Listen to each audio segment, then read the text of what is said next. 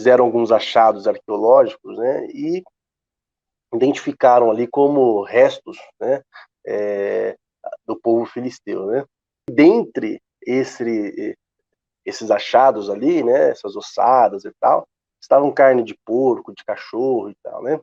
E, ou seja, quando se faz essas escavações em Israel, não se acha coisas como essa, né? Mas nos povos vizinhos, sim. Então, é uma, digamos assim, comprovação, um indício muito forte, né? Daquilo que a palavra de Deus, como verdade, expressa, né? Ou seja, ele não comia carne de porco, não só o porco, como, né, essa lista que está em Levítico 11, né, e outros textos. Mas não seriam essas leis cerimoniais? Eu acredito que esse tema é fundamental para nós estudarmos, entendermos. Por quê? Porque justamente tem muita gente que acha que era um mandamento destinado aos judeus. E era um mandamento que simplesmente apontava uma distinção entre judeus e gentios. E com Cristo ele teria sido anulado, ele teria sido abolido.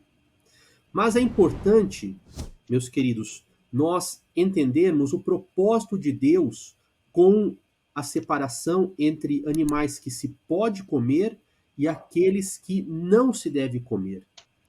Primeiramente, né, o motivo de ele ordenar que não se comesse é justamente uma marca, a santidade. O povo de Deus tem que ser santo, assim como o seu Deus é santo. Então não adianta as pessoas quererem explicar o não comer esses animais como motivo de saúde. Ah, porque esses animais eles trazem doenças, eles são sujos. Né? Não é essa a questão. Né? A questão é a ordem de Deus sobre santidade, como bem frisou o pastor Misael. Nós precisamos lembrar que lá na criação, quando Deus ele cria todas as coisas, ele dá aos homens e também aos animais como alimento as ervas do campo. Ele, no primeiro momento, ele não permite comer carne na dieta de homens e de animais. Por que não permite? Porque para você comer um animal, você precisaria matar esse animal. E na criação nós sabemos que não havia morte. Então a dieta original que Deus dá ao ser humano é uma dieta vegetariana. Esta lei, a lei de separação entre animais limpos e imundos, ela não é uma lei mosaica. Ela existe desde o princípio. Essa separação existe desde o princípio. Deus, ele libera ou ele deixa, ele permite que o homem então consuma carne quando? A partir do dilúvio. A partir do dilúvio há permissão para que ele consuma carne. Por quê? Porque as chuvas, aquela destruição toda, acaba com a vegetação. Então, para que pudesse haver alimento, então Deus permite o consumo de carne.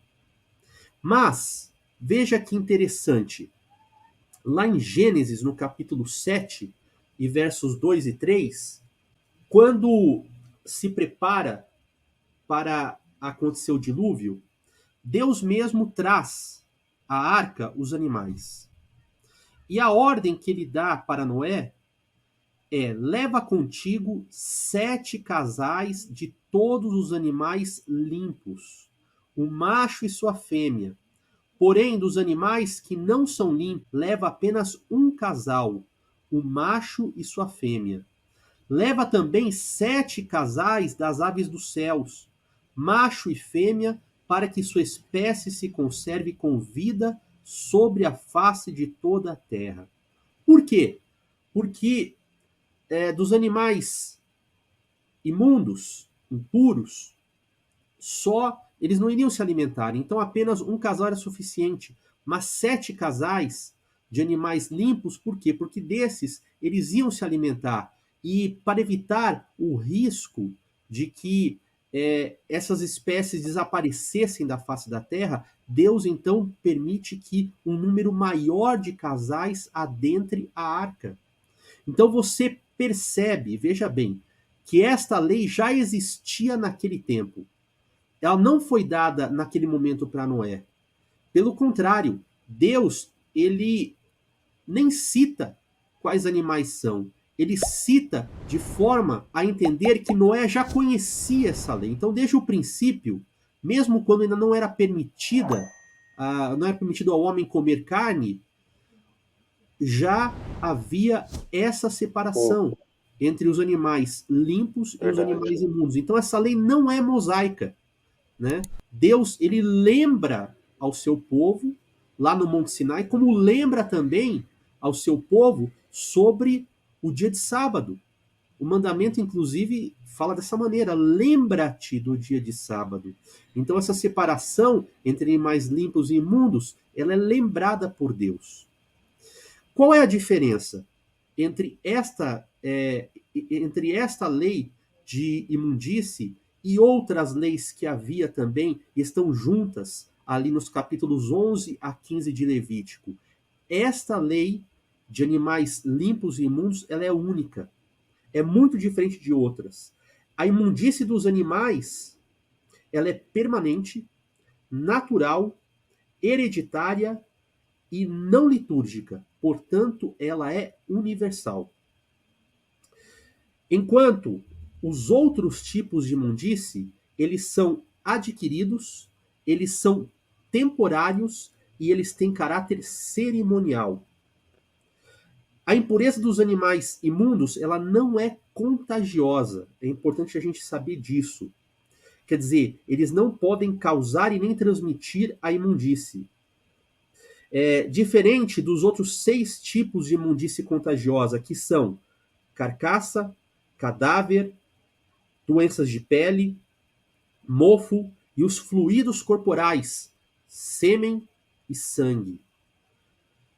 Outra coisa, tocar ou carregar um animal imundo não excluía as pessoas das atividades sociais ou religiosas, como visitar o templo ou adorar no santuário, diferente das outras imundícies. Mais outra diferença, essas leis alimentares não têm relação nenhuma com os rituais feitos no santuário.